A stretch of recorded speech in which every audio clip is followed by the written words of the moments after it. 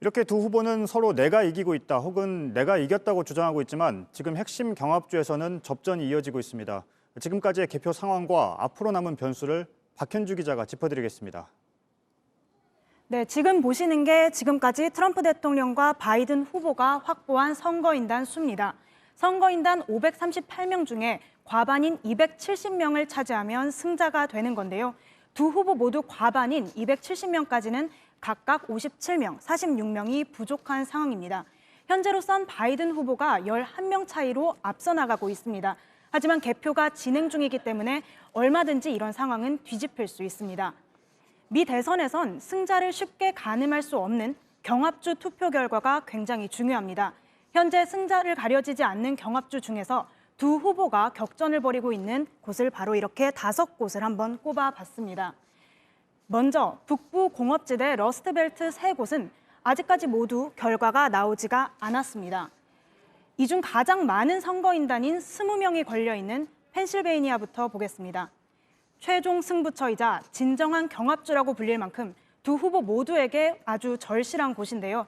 현재로선 74% 정도 개표가 진행이 되었는데 트럼프 55.7%, 바이든 42.9%로 트럼프 대통령이 앞서고 있습니다. 그런데 이곳은요, 지금 판세만으로는 트럼프의 승리 가능성이 높다라고 말할 수는 없습니다. 현지 시간으로 6일까지 우편 투표를 받아주기 때문에 앞으로 남은 사흘 동안 민주당 표가 우편으로 많이 도착하면 상황이 달라질 수 있는 겁니다. 지금까지 도착한 우편 투표만 놓고 보면요, 민주당 표가 이렇게 압도적으로 많습니다. 다만 트럼프 대통령은 펜실베이니아의 개표 방식을 놓고서 법적 소송 가능성을 이미 밝힌 상태라서요. 만약 나중에 바이든 후보가 우편 투표로 역전을 하더라도 법적 분쟁으로 이어질 수 있습니다. 다음은 또 다른 러스트벨트 지역이죠. 위스콘신입니다. 현재 바이든 후보가 1%포인트 미만에 정확히는 0.2%포인트로 아주 근소한 차이로 앞서고 있는데요. 2시간 전만 해도 트럼프 대통령이 우위였던 곳입니다. 위스콘신은 선거 당일 현장 투표가 종료된 후에 우편 투표를 개표하기 시작했는데요. 이 때문에 초반에는 트럼프 대통령이 이기다가 후반부에 바이든 후보가 역전하는 붉은 신기루 현상이 일어난 곳이기도 합니다. 물론 결과는 끝까지 지켜봐야겠습니다. 다음은 새로운 격전지로 떠오른 조지아입니다. 16명의 선거인단이 걸려 있는데 트럼프 대통령이 2%포인트 차로 앞서가면서 접전 양상입니다. 앞으로 남은 표와 또 조지아 도심에 있는 그 애틀란타에 있는 바이든 지지 성향 등이 변수가 될 수가 있습니다. 뉴욕타임스에선 이렇게 바이든의 승리 가능성이 64%나 된다라고 보고 있기도 했습니다. 트럼프 대통령이 약 2%포인트의 근소한 차이로 앞서가는 곳이 또 있습니다. 바로 노스캐롤라이나인데요. 남부 선벨트의 핵심 경합주 3곳 중 아직까지 결과가 나오지 않은 유일한 곳입니다.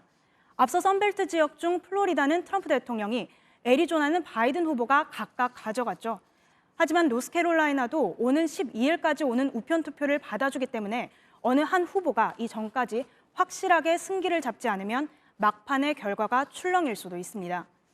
마지막으로 러스트벨트 중 한 곳인 미시간을 보겠습니다. 트럼프 대통령이 5%포인트 정도 차이로 앞서 나가고 있는데요. 현재 위스콘신 외 러스트벨트 2곳은 모두 트럼프 대통령이 우위입니다. 앞선 여론조사에선 바이든 후보가 큰 격차로 앞섰는데 뒤집어진 겁니다.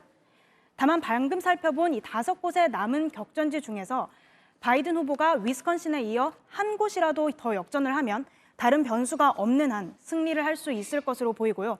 트럼프 대통령이 지금처럼 5곳 중 4곳에 대한 우위를 이어가면 트럼프 대통령이 승리할 것으로 보입니다. JTBC 박현주입니다.